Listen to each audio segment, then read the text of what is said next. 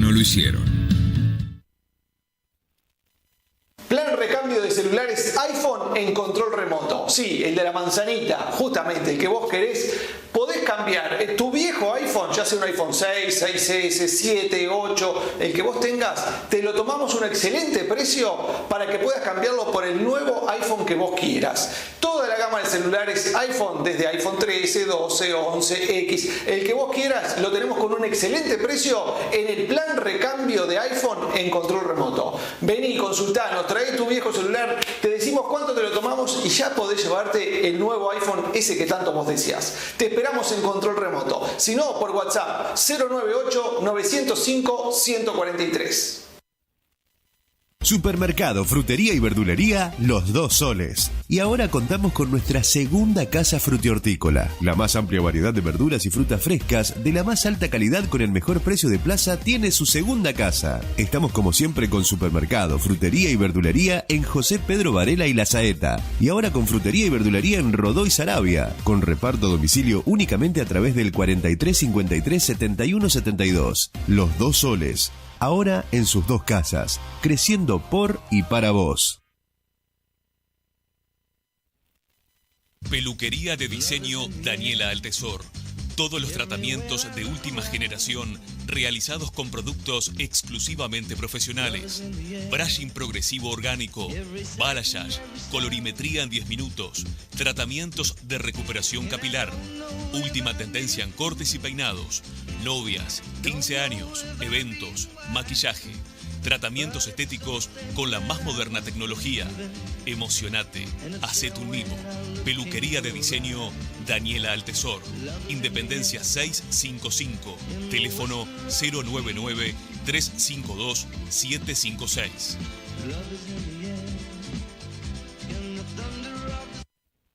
Pizzería El Sopa. ¿Ya probaste las pizzas a la pala del Sopa? Por porciones o por metro y con gustos a elección. Además, minutas, milanesas, chivitos, hamburguesas. Además, cocina, pastas, pescados, carnes. Ahora, si no has ido a probar las pizzas del Sopa con una infinidad de gustos a elección, entonces no puedes opinar sobre pizzas. Por porción o por metro, la mejor pizza de Florida está en el Centro Democrático, en la esquina de Cardoso e Independencia. Con delivery por el 4352-7622. Pizzería El Sopa. En Prevenir contás con un equipo odontológico preparado para brindarte la más completa atención, dispuestos a solucionar tus problemas de salud bucal y ayudarte a prevenirlos. Odontología integral para toda la familia con atención de urgencia los 365 días del año. Tu sonrisa lo vale. Prevenir es tranquilidad y confianza para vos y tus seres queridos. Solicita promotor al 4352-1490 y te beneficiás con 6 meses al 50% de la cuota.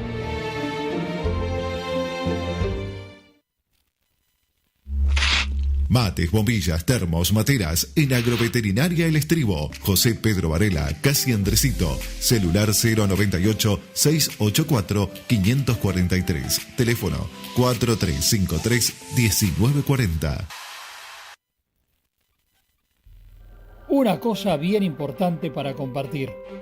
NAU, la clínica de oftalmología con el equipamiento más avanzado en el mundo, abrió en Florida para dar solución al Uruguay entero. Todas las patologías de la vista, cataratas, glaucoma, miopía, astigmatismo, hipermetropía, todas en grandes y niños. Ahora ustedes las pueden tratar, operar, solucionar con la gente de NAU Florida. Soluciones a la vista.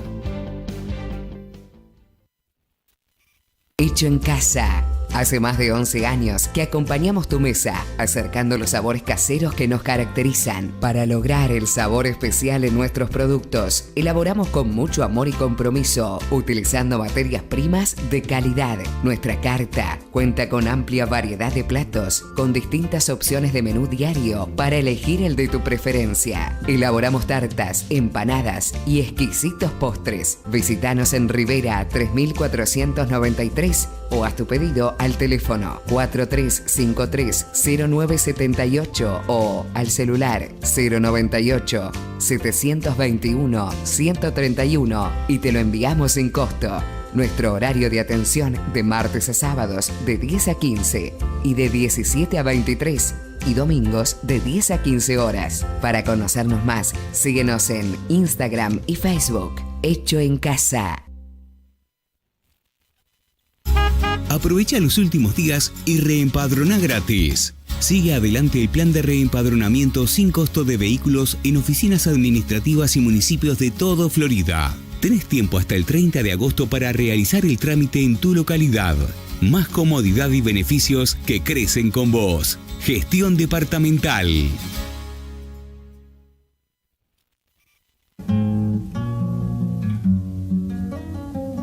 Gracias, Jorge. Me pregunta Gabriel si ando sobregirado un poco. ¿Sí? Somos el claro ejemplo de lo que no se debe hacer.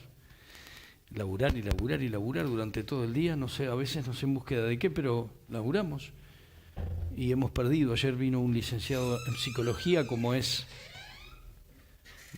De Barbieri. No, acá. Acá. Por eso no, porque como andaba por Florida... No, un licenciado en psicología nuestro acá, para charlar ayer como hablamos, y habló de la necesidad que hoy tenemos los humanos de tener dos prioridades que hacen el común y que es muy, muy chico. Una, cuando nos levantamos, agradecer. Decir siempre gracias a la vida, gracias por estar vivo, por el agua caliente, por tener un plato de comida. Nos falta agradecer más, ser agradecidos más y repetirnos gracias. Y lo otro es, en estas pequeñas cosas, poder concentrarnos para disfrutar del hacer de las pequeñas cosas. Sí, uno anda sobregirado. ¿Este es un mundo? ¿Es una modernidad líquida? Yo estoy convencido que sí. No, que vos estarías convencido que sí, como Bauman, porque en realidad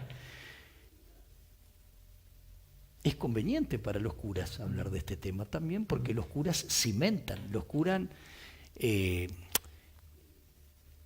te cimentan la vida. El cura te da, la religión te da un motivo de vida firme dentro tuyo. Y esto es una sociedad que andamos navegando entre tantos temas a la vez, que la diversidad de pensamiento, de espíritu, el creer y no creer, las discusiones que se dan también en base a eso, por la falta de tolerancia, que también es un derecho, el querer tener o no tolerancia. Si te tolero, vamos arriba. Pero si no te tolero, es mi derecho no tolerarte.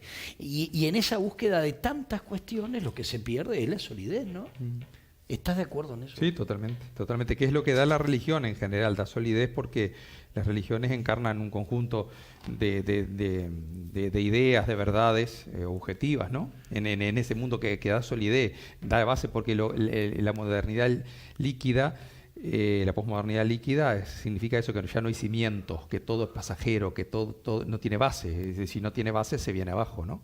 Entonces, justamente lo que da la religión es eso. Por eso es que son tan combativas las religiones históricas.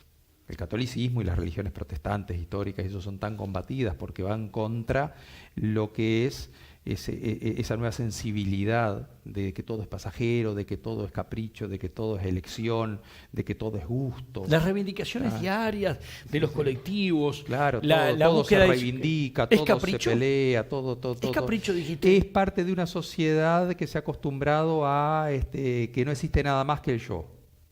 El individualismo, ¿no? Entonces no existe más nada que el yo y yo tengo que satisfacer mis necesidades, ¿no? Y es una sociedad donde nadie se siente obligado con los deberes, todos reivindican derechos.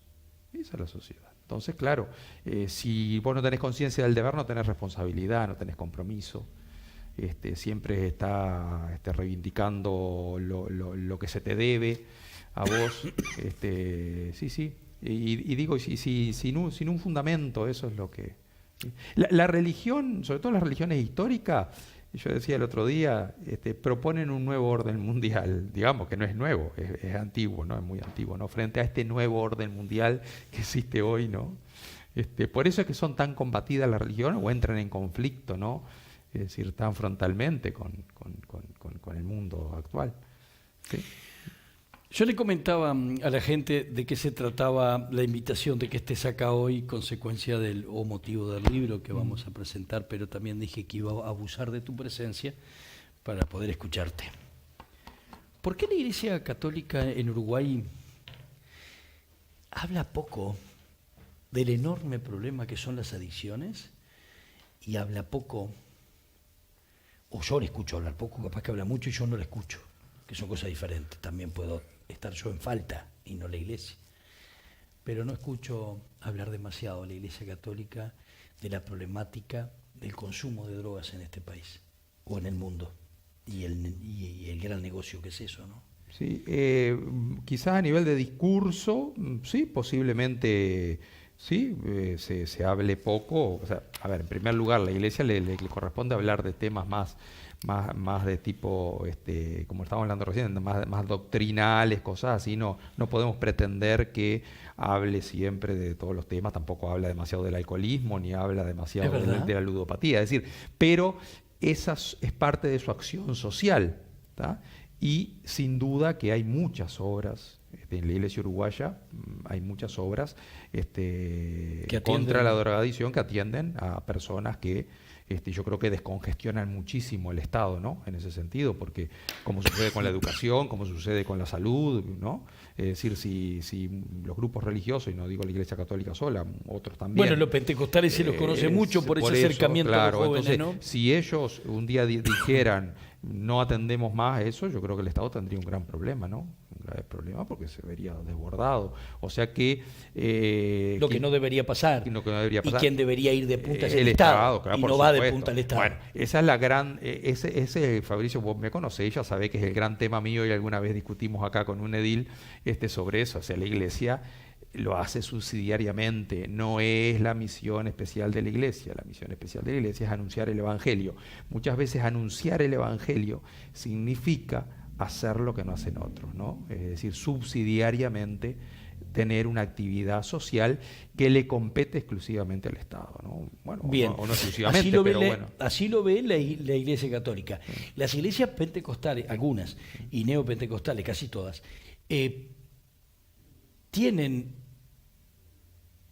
como forma vital de vida diaria brindar ese servicio. Es para... Sí, pero a partir del Evangelio, ellos lo tienen muy claro también, ¿eh? Es decir, no se apartan del Evangelio. Es una consecuencia también de la predicación del Evangelio, de ir al encuentro de aquellos necesitados, sí. Y eso. Ahora, pero decime vos, si el Estado pudiera llegar a todo, tuviera las estructuras y esto y el otro, para lo mismo en otros ámbitos, ¿no? Es decir, perfectamente las religiones no tendrían por qué ocuparse de eso. Ese es el punto, ¿tá? Digo, o sea que las religiones no es la esencia del trabajo de las religiones. Lo hacen y está muy bien que lo hagan porque por caridad, porque es propio también del Evangelio atender al necesitado, ¿tá? Pero si el Estado se ocupara de todo, la Iglesia no tendría por qué andar peleando. Bien, pero las iglesias nunca tienen un interés detrás espurio, algunas iglesias espurio, de captar gente para su iglesia. Yo pentecostal conozco tantas que concretamente la Iglesia Católica yo te diría que no. Es decir, yo siempre digo, de las otras no te voy a hablar, pero de la Iglesia Católica, digo que ahí, que es de lo que puedo hablar, te diría que no. Es decir, al menos yo particularmente no veo que haya como una obsesión por tener más y más gente. A ver, yo creo que la lógica desde mi punto de vista es diferente. La Iglesia está ofreciendo un mensaje de salvación. Si vos no vas, te lo perdés. Correcto. Bueno, me hace un favor a mí. O sea, a ver, nadie le hace un favor a Dios.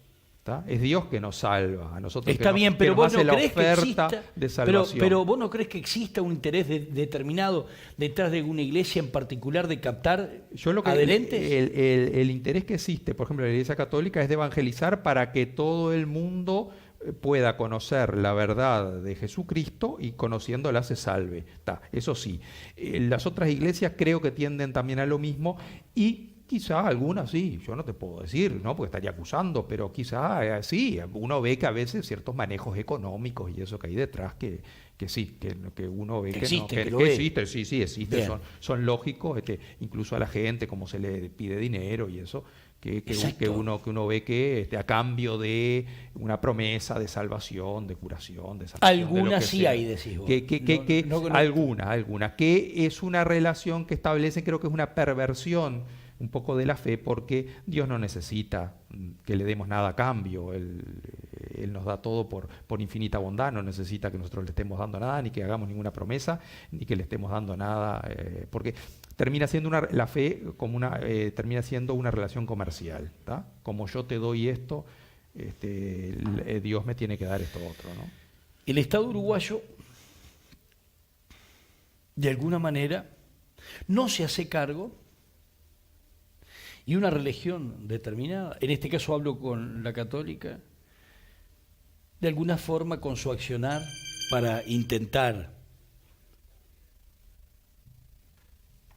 cumplir con el Evangelio de salvar a la persona, de alguna manera colabora y subsidia. Brindando un servicio que la gente no tiene, porque el Estado no se lo brinda. Claro. Y el Estado ve que la Iglesia de alguna manera subsidia, o todas las iglesias, o todas las religiones, subsidian ese servicio que muchas veces es ausente, porque es tremendo ver la cantidad de jóvenes que hoy se acercan a las iglesias buscando un camino de salvación que no encuentran en otro lugar para poder salir de esta enfermedad. Claro. ¿Verdad? ¿Y la laicidad ahí dónde la puedo yo manejar? Porque en realidad el Estado es laico, te voy a poner... desprecia a la Iglesia, pero por otro lado el Estado hace un uso correlativo o de costado, permite que las iglesias hagan un uso que debería dar él. No hay una contraposición de ideas e intereses ahí. Sí. Eso es lo que algunos llaman, yo también, volterismo, ¿no? Del Estado, ¿no? Porque es Voltaire, ¿no? Es decir, es eso, ¿no? Tomo de la iglesia lo que me gusta y dejo lo demás, ¿no? Para enganchar con lo que veníamos diciendo, porque está muy, muy bien relacionado. Jesucristo va a predicarle a la multitud sobre el pan de vida, ¿no? El pan de vida que viene a traer Él, ¿no? Esto y lo otro. Y encuentra que todos tienen hambre, no tienen comida, porque andan como ovejas sin pastor, dice. Está una situación política determinada que hace que la gente tenga hambre. ¿Qué hace? Multiplica los panes, les da de comer. ¿Tá? Les da de comer. Primero le da el pan material. ¿Tá? Entonces, una vez que están todos saciados, ahí sí empieza a hablarles del pan de vida. ¿Tá? Esa es la función de la iglesia. ¿Cuál es? Hablar del pan de vida. Ahora, cuando vos no le va a hablar a nadie del pan de vida si ve que le falta el pan material, entonces de alguna manera tenés que hacerlo. Y ahí es donde entra la misión social de la iglesia. ¿Cómo se ubica esto en el Estado? Bueno, el Estado generalmente toma de la iglesia y de las iglesias eso porque le conviene. ¿Tá? Es decir, ahora... el Estado, e incluso el Estado capaz que hasta me financia, me financia, capaz que sí, porque hay. Colabora sí. Y me financia. Total. ¿Por qué? Lo hacen hoy. Porque yo le estoy dando el pan material, pero cuidado que yo les hable del pan de vida, porque ahí ya ha habido problemas. Ya ha habido problemas. Entonces, ¿no es un abuso por parte del Estado y del poder político? Claro que sí. Porque a vos te permito hacer lo que yo no puedo hacer, lo que tengo que hacer yo y no puedo porque no quiero gastar, hacelo vos. Y cuando vos decís, está bien, yo lo hago. Claro. Pero mirá que la misión mía es después de darle el pan material, hablarle del pan de vida. Claro. No, ahí ya te estás metiendo. Eso no te conviene. Claro, bueno, y te estoy poniendo cosas que han pasado, Cosas que pasan. ¿Qué pasan? Mira vos. Es decir, ciertos merenderos que antes de comer, tomar le hacen hacer una señal de la cruz. No, eso no. Y ese cuadrito que está ahí de Cristo, sácamelo. Ir a una parroquia a decir que te saquen una cruz de Cristo. Ha pasado, Ha pasado. No te estoy inventando nada. Entonces digo... Claro, entonces digo, por eso digo el volterismo, ¿no? Es esa esquizofrenia, ¿no? Esa división que tomo de la religión lo que a mí me sirve, pero no la totalidad. ¿Tá? Es decir, no respeto a la iglesia lo que es su misión propia, esencial, pero sí la tomo en cuanto a ONG. ¿Tá? La considero una ONG más que me brinda un servicio material que me sirve. ¿Se molesta la iglesia? Entonces, ¿no le molesta la iglesia? La iglesia en definitiva está ya eso es fruto también de ella, de su tarea de evangelización, o sea, tiene que hacerlo cuando otro no lo hace. Pero, por supuesto que ahí está lo que yo hace tanto tiempo que vengo predicando sobre la laicidad negativa que existe en Uruguay. Porque, es decir, si vos aceptás a la iglesia por lo que hace socialmente, aceptala como entidad total también en su mensaje. ¿Tá? Entonces, eso es lo que falta. Esa es la diferencia entre la laicidad uruguaya y otros tipos de laicidad, ¿tá? Que integran todo, ¿tá? Sin problema, porque el Estado no va a dejar de ser laico porque, digamos, financie una actividad de la iglesia que es para el bien común y bueno, y que la iglesia también haga su tarea, su trabajo espiritual, que también es para el bien común. Porque acá lo que pasa es que nuestra laicidad ha excluido la espiritualidad del bien común. Es decir, es una mentalidad totalmente materialista, solo lo material, pero lo espiritual se excluye. En este nuevo orden mundial de la lucha de muchos colectivos, de la lucha de muchos seres humanos porque entienden que sus derechos no son contemplados como tal, muchas veces es señalada la Iglesia Católica como una de las raíces del mal de una sociedad hoy que es consecuencia de esa formación cristiana mundial, ¿no? De la fe de una iglesia machista, patriarcal. En esa lucha las mujeres tienen cierto resquemor contra la Iglesia Católica. ¿Cómo se siente la Iglesia ante esos colectivos de mujeres que en el mundo pelean por ese cambio de paradigma y pelean contra la igualdad, ¿no? O sea, desean la igualdad de género que a veces la Iglesia no ha tenido en la práctica referirse a eso, ¿no? Claro, el gran problema... ¿Cómo lo vive? El gran problema es meterse a afirmar que en la Iglesia no hay igualdad de género, ¿no? Porque empezando, la Iglesia es una institución que tiene 2000 años, no tiene parangón con otra, no se las puede comparar, tiene su propia estructura, y considero, por otra parte, que no es así, ¿tá? Es decir, en esta estructura bimilenaria, cada uno tiene su función. Y dentro de la Iglesia, la función que tiene la mujer tiene la misma dignidad que la que tiene el hombre. Ahora sí, pero no pueden ser sacerdotes, no pueden ser parte de la jerarquía. Y bueno, eso porque desde afuera, que no se conoce en la Iglesia, eso se entiende como poder. Y no es poder, es servicio. En la Iglesia no hay poder. ¿Tá? Te estoy hablando, muchos se podrán reír de lo que yo digo, pues dicen, no hay poder. Pues, a ver, que se entienda bien, en cuanto a estructura interna de la Iglesia, no aspira al poder, ¿tá? Es decir, lo que aspira es a servir. Entonces hay servicios que son propios de los hombres, ¿tá? Que se incluyen los ministeriales, eso, y otros servicios que son propios de la mujer. Y si nosotros vemos la propia estructura de la Iglesia, la figura de María, que es la que encarna el mayor feminismo, está por encima de la figura de Pedro, que encarnaría el prototipo de varón en la Iglesia. Bien. El jefe de la Iglesia. Entonces, el jefe de la Iglesia es inferior a María, que es mujer. ¿Qué sucede? Que con la historia muchas veces estas instituciones, bueno, sí, no dudo que se hayan contagiado de cierto poder, ¿no? Entonces también eso, a veces eso mancha un poco la cosa. Y sobre todo desde afuera, hoy en día no se ven las jerarquías como en clave de servicio, ¿no? Porque es una sociedad que no habla de servicio, sino que se habla de poder, ¿tá? Y entonces, bueno, los que tienen el poder son los hombres y están sojuzgando a las mujeres. Bueno, en esa clave, que es una lectura muy secular, muy propia de esta época, por supuesto, que la Iglesia sería criticable, pero no es así. A la Iglesia no hay que leerla así, y a la Iglesia hay que leerla de acuerdo a lo que es, a su esencia, para lo que está. Quiero que me ilumines en cuanto a razonamientos que uno dispara en su cabeza, que van más allá de lo que se puede informar, uno intentando tener sentido común maneja el tema e intenta hilvanar cosas que van sucediendo a ver si esas piezas encajan para luego hacerse su propia idea. Yo soy muy de lecturas dobles o de muchas dudas, de pocas certezas, y me gusta escucharte a vos y también escuchar a la mujer que lucha en el colectivo y que está contra la Iglesia y preguntarle por qué está contra la Iglesia.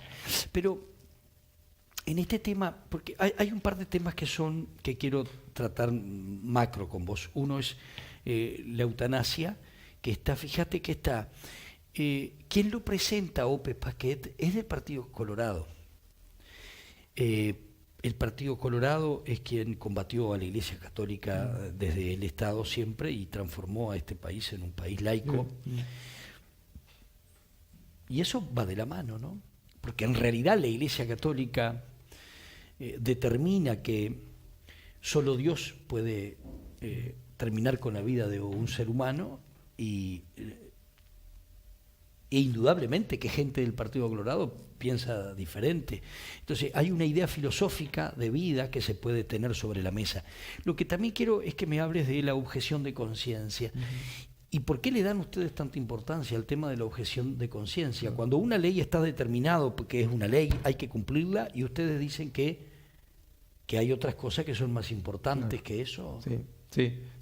En cuanto a lo que decís... ¿Es ideológico el tema? Sí, puede ser ideológico, puede ser ético, puede ser religioso, puede ser, sí.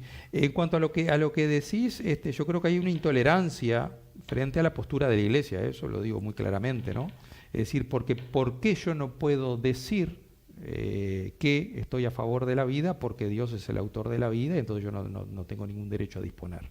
¿Y por qué tengo que respetar cuando un marxista, un comunista me diagrama la sociedad en cuanto a lucha de clases y eso, ¿no? Y yo lo tengo. ¿Porque te critican por eso? ¿La Iglesia es criticada por eso? En general es criticada por eso, Sí. ¿no? Como un mensaje poco racional y poco, ¿no? No sé la racionalidad que puede tener una teoría de Marx, ¿no? Es decir, en cuanto a la concreción práctica, ¿tá? ¿Que no se dio? Que no se dio nunca. ¿No? En la historia de la humanidad, claro, por no se ha supuesto, concretado. que fracasó totalmente. Pero Entonces, por la práctica, lo mismo que cualquier... ¿La idea se hizo bien en la práctica o Sí. ya deshecho a Marx? Pero Marx, hasta aquí se ha hablado mucho, ahora hay que hacer, dijo. Es decir, él hizo algo para la práctica, por supuesto que lo hizo para un lugar y le salió en otro, para una época y le salió en otra, pero como sistema fracasó. Pero bueno, también yo creo que el liberalismo también ha fracasado, ¿no? En sus versiones más extremas. Es decir, el capitalismo duro el capitalismo también. duro también, o sea, no es que yo sea antimarxista, ¿no? Digo, no es una postura No, política. entendí perfectamente. Entonces Además, digo, ¿y por qué entonces el tema? filosóficamente no puedo yo discutir en igualdad de condiciones desde mi filosofía cristiana? ¿Tá?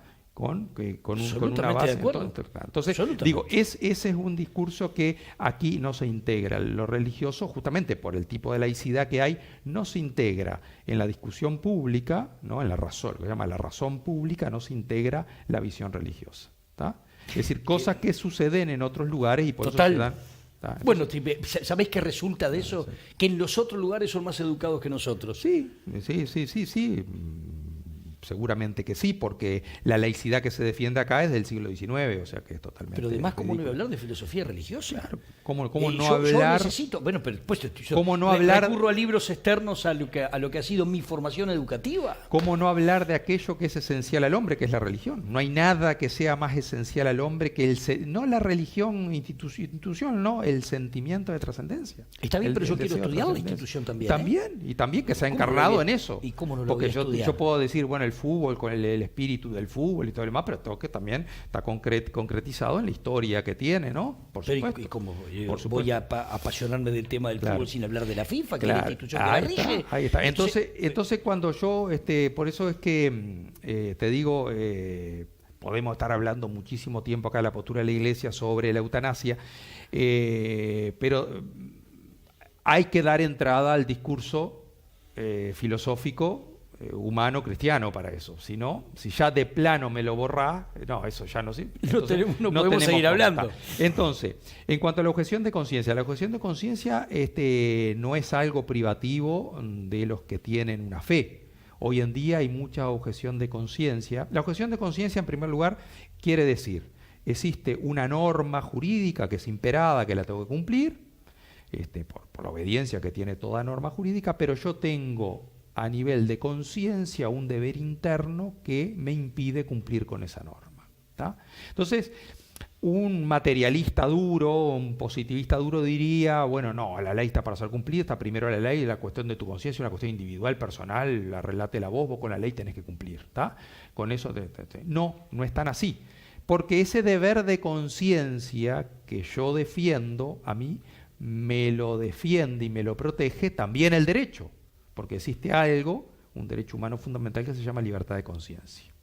Y si nosotros vemos la jerarquía de normas, la libertad de conciencia como derecho humano fundamental está por encima de cualquier norma positiva inferior. ¿Tá? Por eso, en cualquier parte del mundo, cuando una persona se presenta ante un juez y le dice, mire, ¿sabe qué? Yo soy médico, no quiero realizar abortos, entonces quiero que me ampare. ¿Tá? ¿Por qué me lo impide mi conciencia? ¿Tá? Y generalmente lo van a amparar. ¿Tá? Va a estar a favor de la conciencia y en contra de la ley. ¿Por qué? Porque la libertad de conciencia está por encima de una ley posible. Pero hay casos. En Uruguay muy poco. En Uruguay ¿Hay casos? En la jurisprudencia uruguaya, como justamente, volvemos todo a lo mismo, todo tiene que ver con todo. Esa mentalidad laicista uruguaya, materialista, hace que se considere que por encima de la ley no hay nada. ¿Tá? Entonces la objeción de conciencia como instituto jurídico es muy poco aceptado en Uruguay. ¿Tá? Y de hecho, en la jurisprudencia de los otros países, Argentina, Perú, Chile, Europa, ni que hablar, existen infinidad de casos, ¿tá? presentados a la justicia por estos temas de objeción de conciencia. En Uruguay existen en toda la historia solo 3 casos de objeción de conciencia presentados por testigos de Jehová que querían ampararse para no hacerse transfusiones de sangre. ¿Tá? Los jueces acá en Uruguay siempre los ampararon, salvo el caso de uno que era menor. ¿Tá? Entonces, ahí no. Pero, entonces, ¿qué pasa? ¿Por qué la objeción de conciencia ante la eutanasia? ¿Tá? Es decir, hablar de la objeción de conciencia ante la eutanasia es decir, bueno, la ley ya salió, ¿tá? O sea que yo, en definitiva, preferiría que la ley no salga, porque estoy en contra de la eutanasia, ¿no? Pero bueno, ante la posibilidad, que es una posibilidad de que la ley salga, bueno, entonces que haya un modo de amparar a aquellos que se opongan, sobre todo el personal médico, ¿no? Que se opongan, que tengan una salvaguarda jurídica para que si su conciencia les dice que no pueden hacer eso, no lo hagan. Como sucedió con el aborto, ¿tá? Que existe en la ley del aborto una cláusula de objeción de conciencia y muchos médicos por eso se negaron a realizarlo. ¿Tá? Bueno, lo mismo debe suceder con la eutanasia y de hecho está contemplado en el proyecto de ley que la posibilidad de la eutanasia. Pero luego, una cosa es que lo contemple la norma, otra cosa es que después se respete y que no se recorte demasiado. ¿Tá? Que al final termina, no matás, pero mandás a matar. ¿No? Aquello del aborto, ¿no? De la objeción de conciencia. Bueno, sí, yo no hago el aborto, pero tengo que prepararla, eso sí tengo obligación, o tengo que llevarla a otro médico que le haga el aborto, entonces al final yo no lo hago, pero le estoy llevando de la mano para que se lo haga otro, y eso hiere mi conciencia de la misma forma. Entonces, muchas veces se respeta la objeción de conciencia en forma muy limitada, ¿no? Entonces, lo mismo que sucede con el aborto, que es una objeción de conciencia muy inapropiada, la que se legisló, bueno, esperemos que no suceda con la eutanasia. ¿Ah? ¿Sabés que he descubierto que en la búsqueda por parte de algunos integrantes de la coalición de gobierno de alguna manera enfrentar y confrontar con los sindicatos, con el PICNT, han venido desarrollando desde el Palacio, desde el Parlamento, una serie de ideas y de normas y decretos y demás que apuntan a cambios en lo que es el caminar del sindicalismo uruguayo. Por ejemplo, pretenden que cada sindicato tenga su personería jurídica, se pretende transparentar eso y se mezcla el tema de que de otra forma son instituciones que pueden caer hasta en el lavado de activos, por ejemplo. Y me mezclaron las iglesias. Sí. Me mezclaron las iglesias en esa lucha y mezclaron otras instituciones de lavado de activos y han quedado todos... Sí, yo estoy totalmente de acuerdo. Estoy totalmente de acuerdo con la personería jurídica de las iglesias, pero una personería jurídica para las iglesias. La única, en Uruguay, la única institución religiosa que tiene personería jurídica como iglesia es la católica. ¿Tá? Es decir, porque como era la religión del Estado, una vez que se reforma la Constitución en el 18, se le conserva la personería jurídica que tenía en cuanto tal, en cuanto iglesia católica. Ningún otro grupo religioso tiene personería jurídica como iglesia o como grupo religioso, sino como asociación civil sin fines de lucro. Es lo mismo para el Estado una iglesia que un club de fútbol o un grupo de teatro. ¿Tá? Y eso es malo, eso es malo. ¿Tá? Eso es muy malo. Entonces yo estoy muy de acuerdo con que existiera una personería jurídica especial para las iglesias con un control también, ¿tá? Con un control. Porque a mí me consta que la Iglesia Católica lo tiene el control interno para los negocios, ¿tá? Es decir, no sé si lo tienen todos estos otros grupos, ¿tá? Pero se le podría exigir perfectamente. ¿Estás de acuerdo? Sí, estoy de acuerdo. Sí, porque me parece que si no, digamos, se licúa todo. Y puede pasar que grupos religiosos, utilicen la religión para otras cosas. Estaba hablando hace un rato del libro. El libro Los curas del Pintado, 1791-1809. 30 años, 12 curas antes. Ahí está. Entonces, yo con esto, pero está bien, en esto del periodismo de ir achicando todo y tener 40 caracteres para transmitir, 30 años, 12 curas, saqué años, saqué cura y dejé 30 curas. Saqué años y saqué 12 y dejé 30 curas. 12. A ver, la historia de Florida está escrita, y de verdad lo digo. Recién lo conversaba con una profesora de ballet, Bettina Basso. Le mucho, y me dijo... que yo pensé que la Iglesia Católica se había en Florida, es de Figueredo para adelante. Todos pensábamos eso, hasta que aparecieron los curas del Pintado. 12 curas antes que Figueredo en este territorio que fundamentaron y cimentaron eso que estás hablando vos, que además le da forma al hoy.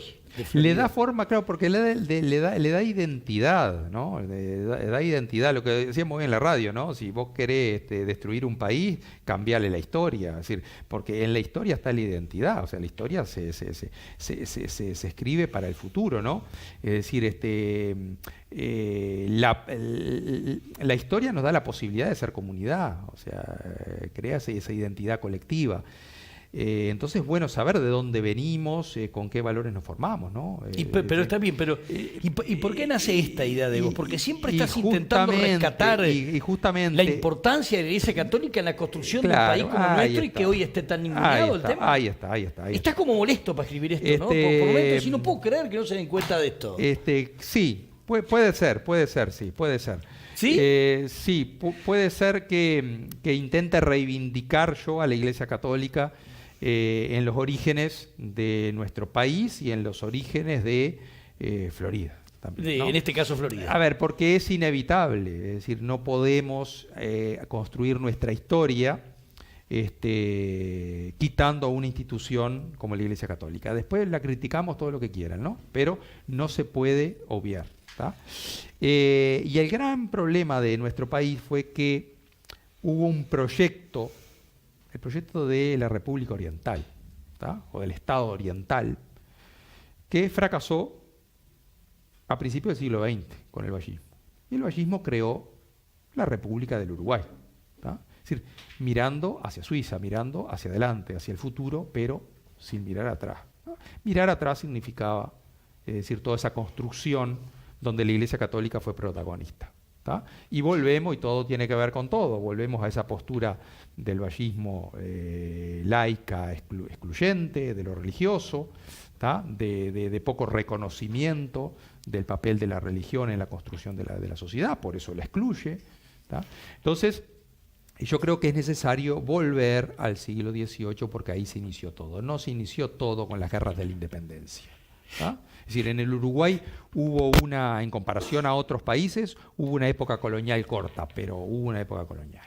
Y sí. Es decir, hubieron 70, 80 años donde se pusieron los cimientos, ¿no? Es decir, y si hoy hacemos una historia de la educación, tenemos que ir a ese primer colegio que hubo de los jesuitas, luego el colegio franciscano, San Bernardino, y si hablamos de las instituciones políticas, también lo mismo, y si hablamos de la ciencia, también lo mismo, tenemos que citar a Larrañaga, y si hablamos de la biblioteca, también tenemos que morir en la iglesia, con la biblioteca de Pérez Castellano, que donó Larrañaga. Es decir, en todos los ámbitos tenemos que morir en la iglesia. Está, guste o no guste, porque es un dato histórico, es un dato objetivo, no es una defensa emotiva. ¿Tá?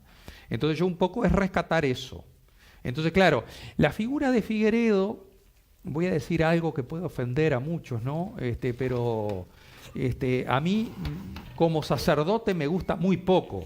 Figueredo te gusta muy poco. Como sacerdote pero eso tampoco lo... No este libro antes no estaba escrito, lo que acabo de decir tampoco nadie lo ha dicho, ¿no? Claro, a ver, es fuerte lo que digo, ¿no? Pero no me gusta como imagen de sacerdote, ¿tá? Es decir, y no le quito valor al patriota, ¿tá? Al sacerdote patriota. Sí, está claro. ¿Tá? Pero él estuvo alrededor de 2 años en Florida y yo me puse a contar los meses que estuvo realmente en la parroquia y fue menos de la mitad del tiempo ese que estuvo, o sea, se ocupó de la parroquia. Él se ocupó de Artigas, ¿tá? Es decir, y de la Revolución Oriental. Loable, bárbaro, pero, a ver, que se entienda, no es la imagen del cura que a mí me gusta, ¿tá? Es decir, no estás diciendo nada malo contra él. A mí me gusta la imagen de Porcel de Peralta, que fue nuestro primer párroco, por ejemplo, ¿no? Un hombre que no dejó de ser patriota, pero consustanciado con la parroquia, con su actividad evangelizadora, ¿tá? Es decir, y fue un gran patriota, ¿tá? Reconocido también, ¿tá? Es decir, o esos otros 10, 12 sacerdotes que hubieron antes, muy sacrificados, que en primer lugar estaba el Evangelio, ¿no? Y luego las otras actividades, porque estaban unidas, ¿tá? Tampoco las podemos separar. Lo político estaba unido de lo religioso. Eso te iba a decir, pero Figueredo no fue esclavo de sus circunstancias también. Un momento de tanta ebullición cuando a él le toca ser cura de la parroquia. Como todos, era propio de la época, ¿no? ¿Sí? Es decir, pero los anteriores también. Sí, era propio de la época también. Hasta lo que puede ser criticable de Figueredo, que era un hombre que después se fue a Buenos Aires, ¿no? Y siempre estaba en la tranza política, urdiendo ahí alianza y todo. Y armando y desarmando, sí. Un hombre muy bien relacionado, muy bien conceptuado, a nivel político. Respetado a nivel político. Sí, y no muy bien conceptuado a nivel de iglesia. ¿Tá? Correcto. De parte del cabildo eclesiástico, que era la autoridad suprema que había en la iglesia de Buenos Aires, porque no había obispo. Por eso digo, como eclesiástico no me gusta mucho, ¿no?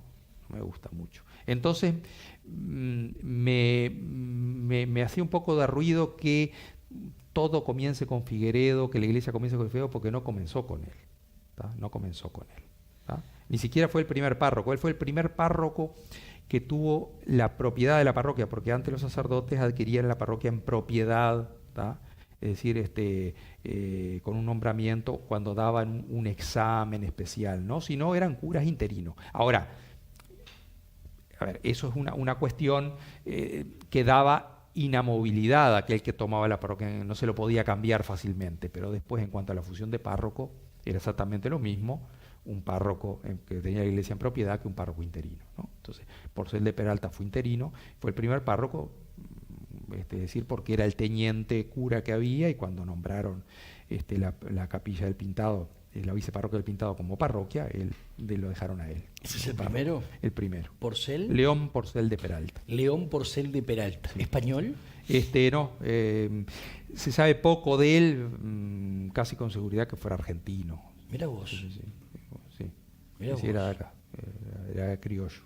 ¿De qué orden religioso? Era de secular, del clero secular. Secular. El clero secular, sí. ¿Después, sí. recuerdas?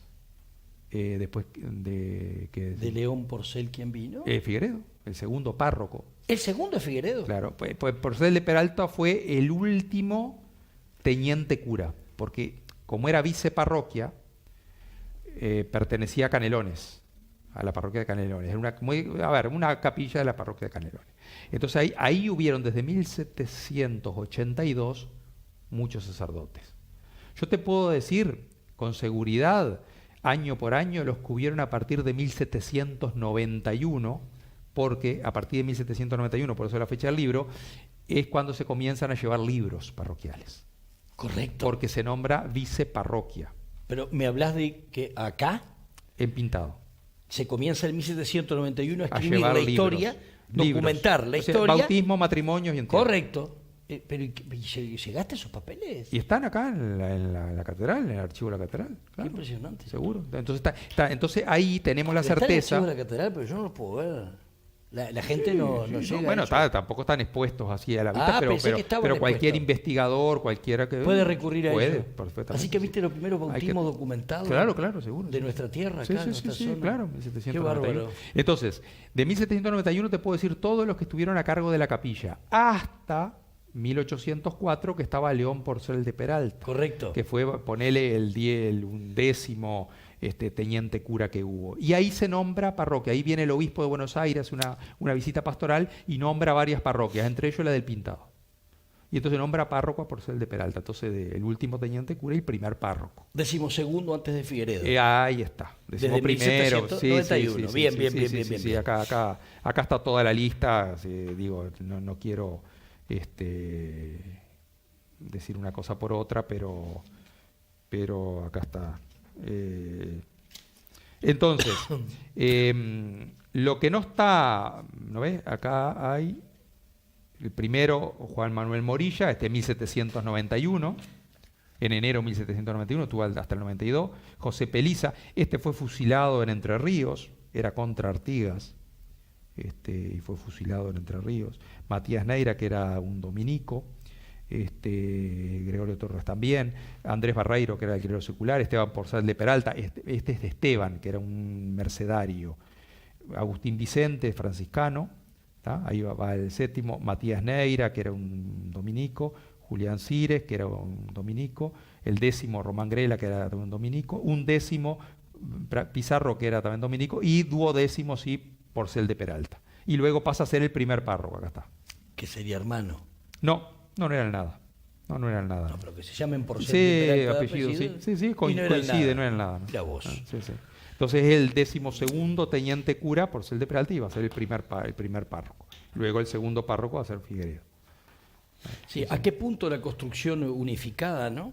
De los estados, de los suelos, de las regiones, de la zona, que llevaban también la investidura militar? Eran curas párrocos, teniente...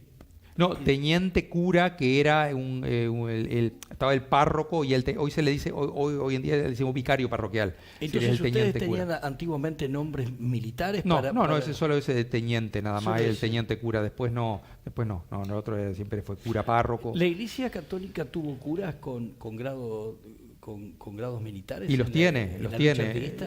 No, y actualmente también. No en Uruguay, que justamente por la laicidad propia uruguaya. No me digas que lo tienen en otros países. Sí, claro. No sabía. Sí. Los sacerdotes castrenses, que se les llama, que son sacerdotes especiales para atender el ámbito militar o policial. Mira vos. Entonces, se constituyen parroquias como tal, no con territorio, sino una parroquia para las personas, incluso obispados, tienen obispo propio. A veces en Argentina, por ejemplo, tienen obispo propio, el obispo castrense, que tiene sus sacerdotes, que ellos actúan solo en el ámbito militar. Ámbito militar, claro. Con militares. Y tienen equiparados, un obispo es como un general, por ejemplo. Mira, un sacerdote como un oficial, sí, sabía. Claro. Yo nací en un Y en esta época artiguista los curas eran los capellanes, por aquello de que estaba muy unido lo político con lo religioso. Totalmente. ¿No? Y la verdad que es admirable la figura de Figueredo en ese sentido, ¿no? Porque se cuenta que en la batalla de Sarandí, ahí arengando las tropas, quedó ronco de arengar a las tropas, ¿no? Porque, o sea, no era solo... lo ves más patriota que el sacerdote. Claro, seguro. Entonces, en eso era un soldado. Claro. Un guerrero de Artigas. Ahí está.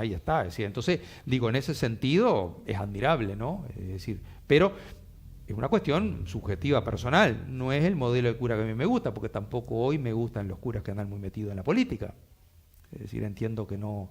Bueno, no. yo Y es no muy lo consigo. y es muy respetuoso. ¿No? Yo no. Claro, no digo que puedo respetarlo mucho, puedo ser, pero... ¿Sabe que yo no? Claro. Que yo no lo respeto a mí me parece A que... ver, hoy la Iglesia también lo prohíbe, ¿no? Sí lo prohíbe. Tener cargos públicos. En este momento no. Por eso... Correcto. Pero también. a mí me parece que no. Yo que sé, estar como cura, como Figueredo, arengando a mis soldados para que maten a otro ser humano, me parece que se acerca al patriota y se aleja del sacerdocio.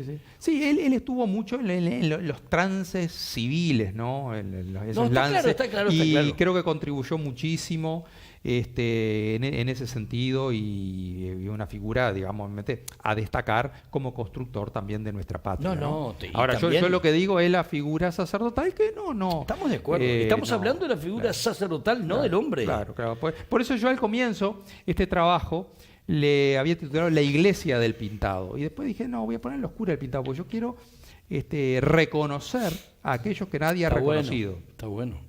El nombre llama. Llegar a aquellos que nadie ha reconocido. ¿Está? Sobre el pintado, más o menos, lo que hay para decir se ha dicho, ¿no? Sobre el pintado en sí, ¿no? Sobre la aldea del pintado, ¿no? Es decir, hay estudios que están muy bien. ¿Está? Pero de los curas nadie ha hablado. ¿Está? De los curas nadie ha hablado.